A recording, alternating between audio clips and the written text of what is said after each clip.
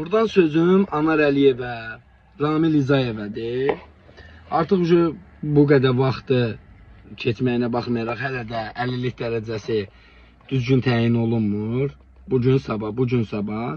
Sözüm Anar Əliyevədir. Anar Əliyev özü Azərbaycan Respublikası Bakı Dövlət Universitetinin hüquq fakültəsini bitirib, bakalavırı. Hüquq fakültəsini bitirib, Azərbaycan Respublikası Prezidentinin yanında Apellyasiya Şurasının üzvü də olub. Yəni bu qədər hüququ bitirmiş adamın gözü bu qədərmi kordur ki, bu qədər haqsızlığı görmür? Yəni Azərbaycan Respublikasının prezidenti cənab İlham Əliyev boşuna mı sizə güvənib bu vəzifəyə gətirib, təyin eləyib ki, sizi bu qədər şeyi görmürsünüz?